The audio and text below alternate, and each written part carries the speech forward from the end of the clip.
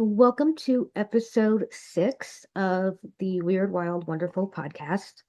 My name is Miranda Bailey Peets. I am Communications Director at the Illinois State Historical Society.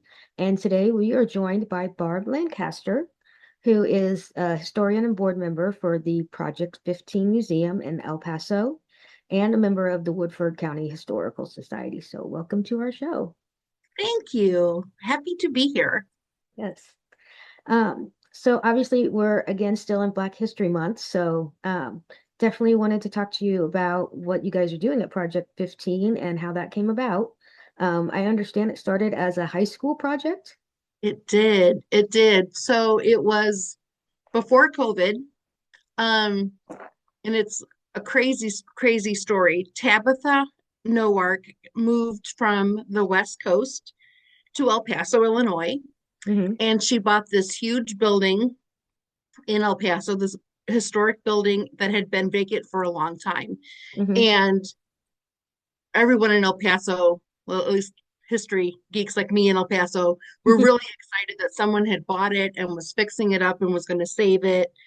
And while she's working on this building, people were telling her, the newspaper office used to be here and there was a bank here. Hmm. And she heard the story that there was a barber shop down in the basement years ago, and the first African American man to vote after the passage of the 15th Amendment, that was his barber shop, David Strother.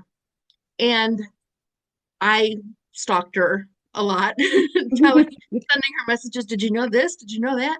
Um, so while at the same time this was happening, Michael Mielek, who is a history teacher at El Paso Gridley High School, Hmm. he's a great history teacher, and he gets his students involved in local things to Hmm. understand where they come from. And they were doing a project where they went out to the local cemetery and they were to each pick someone there in the cemetery to research. And some of them picked, like their grandparents and stuff like that, but somebody picked David Strother. Hmm. Michael is not from El Paso. He didn't know about David Strother. None of the kids did, and they were just kind of blown away. So Michael asked new building owner Tabitha if he could bring his class over to see the barber shop where Hmm. David Strother had his business. And at the time, the building had been boarded up for decades. The barber shop was in the basement, and it it was very difficult to get to. There was one very narrow, scary staircase to get to it. Um, Definitely probably needed a tetanus shot to go down there. It was not a safe place. There were places where the floor seemed like it was probably going to cave in. It was very dark, like one light bulb. But she said sure, and they took the kids down there, and the kids were given the task of what should Tabitha do with this space, hypothetically. She's got this space down here. And they came up with different ideas, like maybe a museum about David Strother, and one of the kids came up with the idea to make a voting rights museum. And Tabitha, who's a very enthusiastic person, Hmm. said, "Okay, let's do it." And Michael said, "No, this is just a hypothetical Hmm. student. This is not for real." And she's like, "No, we're going to do it." And so that's how it started. Kids came up with the idea, and ever since then, it has grown incredibly. It is a wonderful, wonderful place. So, for those that might not know who David Strother is, can you tell us a little bit about him? Yes. He is my favorite. So David David Strother was born in Lexington, Missouri. Hmm. His parents had formerly been enslaved. We don't know much about his father, but his mother, Leah, we found the will of his enslaver. And in the will, she says that after she dies, Leah can be free by paying $20 and spending a couple of years educating the children and taking care of the children after the mother's death. So Hmm. as soon as she was able to buy her freedom, they married, and they had David. So that would have been in 1843. Sarah, they had Sarah, and then they had Charles. And when they had Charles, that year was the same year that the father died. So it Okay. was this young mother with her three little kids. Um, they decided to move to Illinois from Missouri. They were free, but it still would have been Mm-hmm. dangerous. Lexington, Missouri would have been a big hub for um, for slavery, and so they moved to Illinois. They had cousins in Eureka, so we think that that might be part of the reason why they came to the area where they did. Mm-hmm. They settled in Peoria, and their the daughter Sarah died. So then it was just mom and David and Charlie.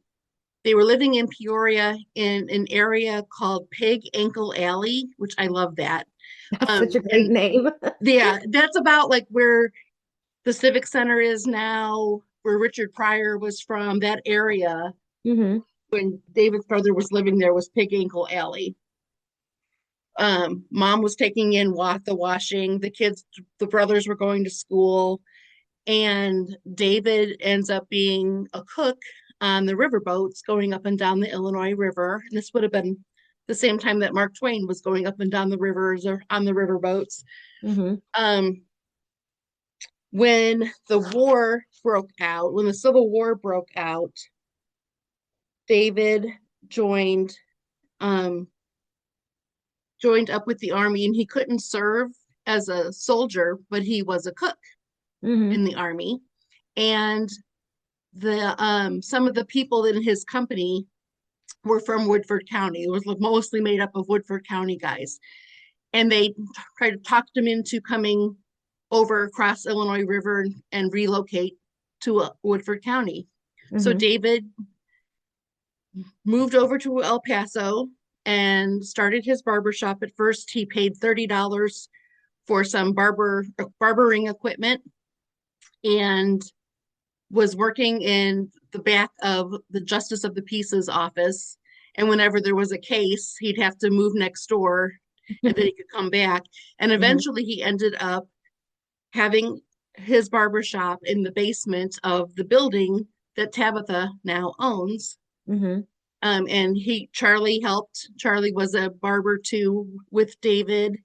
And they were both very, very well loved in El Paso. David was absolutely adored, and they shaved and cut hair in that barber shop for decades, for generations, Mm-hmm. and were very, very well loved. Um, he ran an ad every week. There was a little ad in the newspaper for the barber shop. Mm-hmm. He sold cigars and men's collars and hair tonics. He had a room with a bath. And then he also had a shower room where you could get off the train and take a shower. Mm-hmm. And it was called a rainwater bath. Okay. Um, the building was El Paso has the two railroads that connected in El Paso. And were there was a big hotel to the south, the Campbell House, and a big hotel to the north. And the David's barbershop was right in between. So people getting on and off the trains would Mm-hmm. stop there for a shave, for a bath, or whatever. So he was a very important businessman at the time. So how did he become the first person to vote? Is it in Illinois or is it overall in the nation after the 15th Amendment passed? They thought up until the 1970s, it was he was it was believed that he was the first in the whole country. Mm-hmm. And it wasn't until like the 70s they found out he's probably the third. The first was a guy in New Jersey, and I can't remember his name. But but at the time they thought he was the first. It El Paso, their election day was a day earlier than the rest of Mm-hmm. the state, or special charter thing. And the mayor of El Paso went over and got David, he was running for reelection, which is probably also part of the reason he went to get David. But he went to get David and to take him over to vote. Mm-hmm. And the election judges were fine with David getting to vote except for one, William Neefing, and he said, if that's passed, I haven't heard about it. And so Mm-hmm. David was turned away and couldn't vote the first time. And they sent for a telegram, probably for a telegram. They sent for word to make sure to find out if it was true, to prove that it Mm-hmm. was true. And then they went back and got him, and he voted. Mm-hmm. And right after that, his brother Charlie voted. And it made the newspapers all over the country. It was huge news that he was the first one. Little El Paso was on the map, and he Mm-hmm. was famous. Mm-hmm. And when when he died in 1905, when he passed away, and they couldn't have, there was a smallpox outbreak, and they couldn't have the funeral in the church. All the churches had been closed, Mm-hmm. so they had to have it at the home. And in the paper, it said it was the biggest funeral El Paso had ever seen. His obituary is like huge, 3 columns with his picture in the middle, which Mm-hmm. was unheard of for a regular man, for especially an African American man. Yeah. It was a huge obituary. So he was famous again in all the newspapers when he passed away. In the 1950s, El Paso was having their getting ready for their centennial, and the local historians were working on a book, and they Mm-hmm. rediscovered him. And then he was famous again. He got a new nice gravestone, and he's in all Mm-hmm. the newspapers all over the country again, and he's famous all over again. Mm-hmm. And then over the years, he was pretty much forgotten again until Michael and Tabitha rediscovered him, and he was Mm-hmm. new information. I mean, I knew about him because I'm local history is everything to Yeah. me. Yeah. But he was new to pretty much to most people. He was new all over again. Mm-hmm. And with the building of this museum, he's famous again, and we're not going to let him be forgotten again. He's too important. He's too special.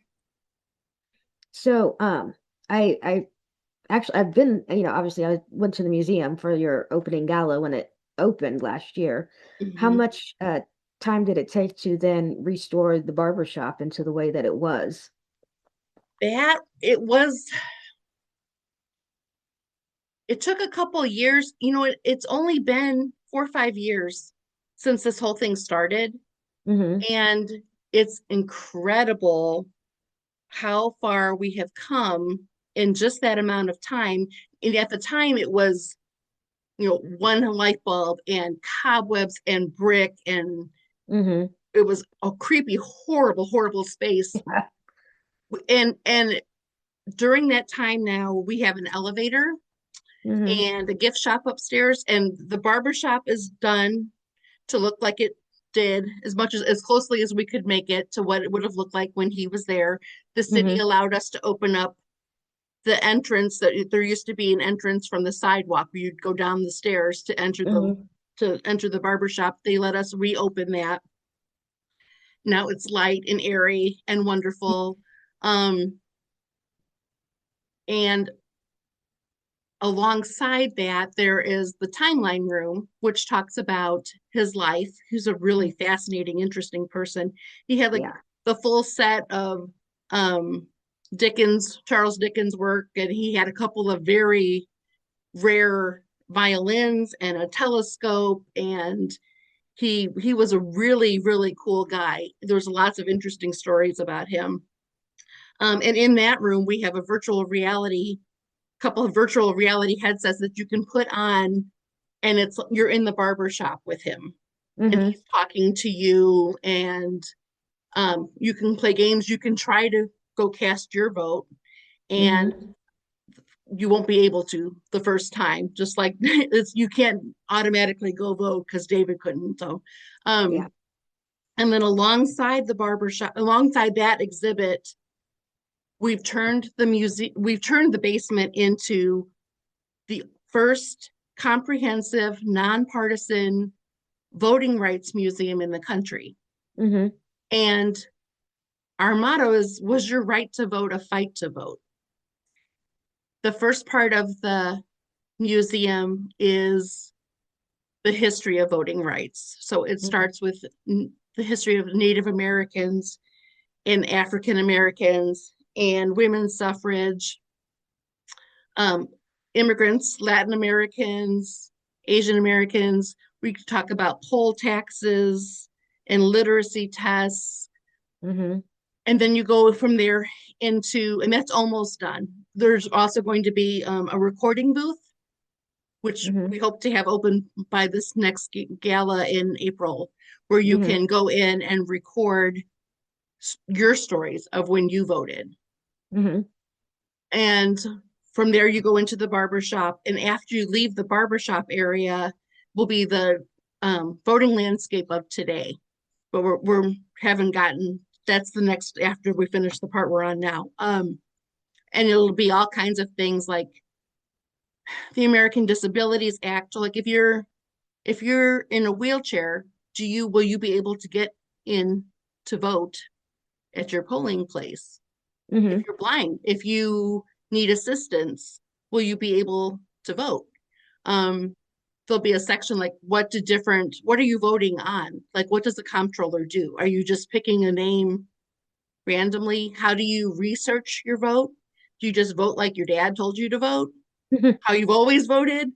Um, you'll be able to register to vote there and check out where your polling place is. We'd like to someday be able to be a place where they have a polling place where you can go to vote at our Mhm. museum someday.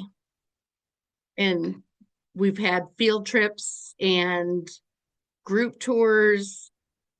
We have our yearly the gala in April, which is around the time of when he voted, casted his vote.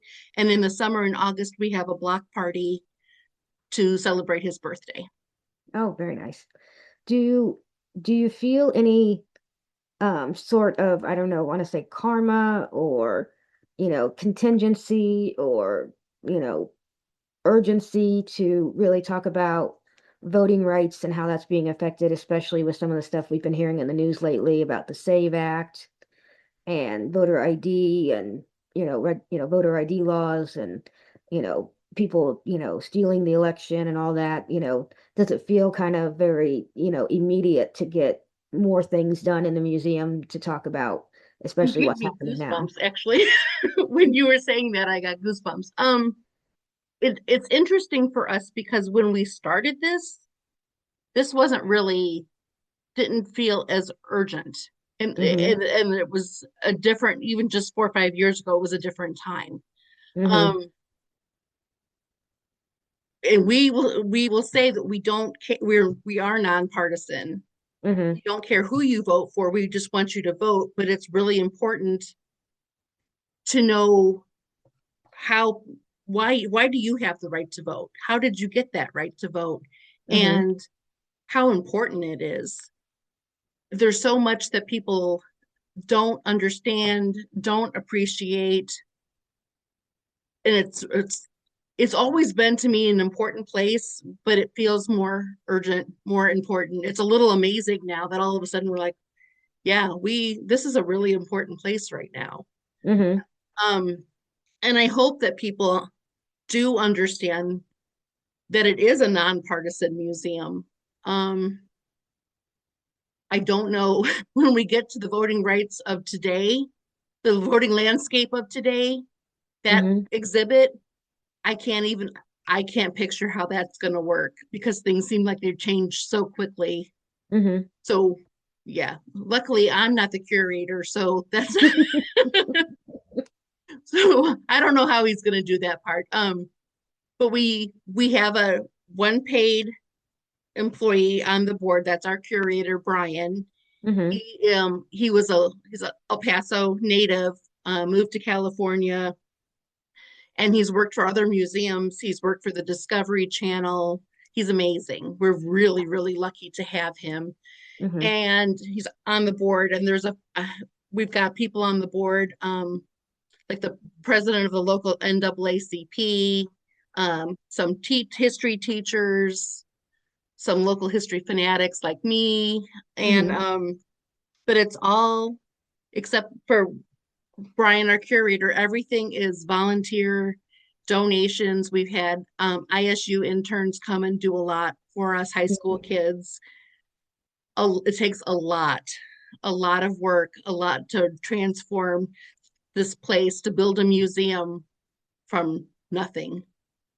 And it's a really, really special place. Hmm. Really is. So, I know you were talking about some, future exhibits. Is there anything else that's coming up in the future that we should be aware of? We are currently we're open on Mondays. Hmm. Um, we are open then like by appointment.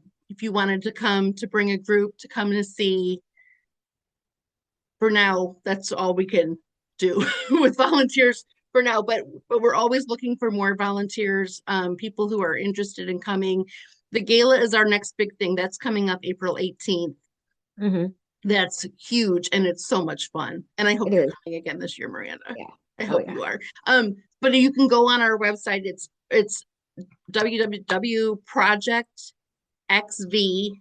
www.projectxvmuseum.com, and that's where you can find tickets for the gala. And that's a huge fundraiser for us that really helps keep us going. Hmm. So, kind of branching out from the museum into kind of more the greater Woodford area, where exactly is Woodford County in relation to Peoria, and what does it encompass? So Woodford County is across the river from Peoria. Hmm. Um, it's a long, like El Paso is like the probably the furthest. El Paso and Minonk are would be the furthest east, Hmm. and it goes all the way over to the river. Um, it's a big long, it's very, very rural. So like Hmm. Eureka is there, where Ronald Reagan went to college. Um, and Metamora, where Abraham Lincoln traveled to on the circuit. And you can go to the courthouse there, and that's really cool. They've done such a good job with the Hmm. courthouse. It's when you go in, especially upstairs into the courtroom, you can feel like Abraham Lincoln's still there. That's really neat. And there's a statue out far and across the street of Abe and Rebecca. Was it Rebecca Goodings? Melissa Goings. Melissa, one of the last cases that Abraham Lincoln tried in Metamora was Melissa Goings, and she had been convicted of killing her husband. Hmm. She had beat him in the head with a board, I think, and killed him while he was trying to choke her. And he had been very, very abusive. Hmm. And even though everybody was sympathetic because he had been such a jerk and had been so abusive to her, she did Hmm. murder him. Yeah. And there was still a chance that the judge wasn't going to see things her way. She was probably going to get punished for it. And Lincoln was her attorney. Hmm. And during court, before the sentencing, he met with her in a little room, and according to the story, she asked if she could get where she could get some water, and he said, "I hear there's good water in Tennessee," and walked away. And they went in to get her to bring her upstairs, and the window was open, and she was gone. Hmm. And she didn't go to Tennessee. Eventually, she was found in California, where she lived the rest of her days. But that's a good story of a good Lincoln story. And in the Lincoln movie with Daniel Day-Lewis, right in the beginning of that movie, Hmm. he tells that story, and it's kind of cool. It's like, oh, Yeah. there's Woodford County. Yeah, Yeah. I think that's probably one of my favorite Lincoln stories. yeah, I love Oh, that one. Yeah, yeah, that's such a good one. yeah. Um, and then, of course, you mentioned Eureka College is there. That's where Ronald Reagan kind of graduated from. So, the county itself has got a pretty rich history. Mhm. It does. Yeah. Lots of farming history. Um, and the railroads going through, and the mines. There's some mines in well, not now, but abandoned mines in Woodford County, Mm-hmm. um, Mononk and Roanoke. And in my research, because a lot of my ancestors were from the El Paso area, and El Mm-hmm. Paso tried so hard and put so much money. Some of my ancestors particularly lost a lot of money trying to find a mine somewhere where they could have a mine in El Paso, and that never happened. But for the towns that it did, they still have, their big. When I was a kid, I called those mountains. They're mountains where the mines used to be. Mm-hmm. So what's something that, you know, I know we talked about, Woodford County on the whole, and especially the Project 15 Museum. What's something that's kind of a myth that people might have about the museum or the voting rights, um, part of that, or something that, you know, that you're always, getting questions about that is, something you're like, this didn't happen, or this didn't happen that way, and we really need to get that myth dispelled. It worries me that we're seen as partisan. Hmm. That worries me because we're not. And we like are very, very careful to make sure that everything is honest and straightforward and not slanted in any way, and just honest history, honest what happened. Hmm. Um, and sometimes history is it's messy, and history isn't only rich white men. History Hmm. happens to everyone. And it's important that all of the stories get told, not just the ones where white men and America did everything great and everything's wonderful. That's not real history. Hmm. And it's important that's really it's really really important that people understand that the world is not just white men, that Hmm. there's more. There's a lot more out there. So, alrighty. Well, thank you so much for joining us today. Thank you. That was And fun. yeah, and I encourage everyone to head up. Like I said, I've been in the museum. It's fantastic. So I encourage everyone to head up today. So thank you for joining us today. Thanks, Miranda.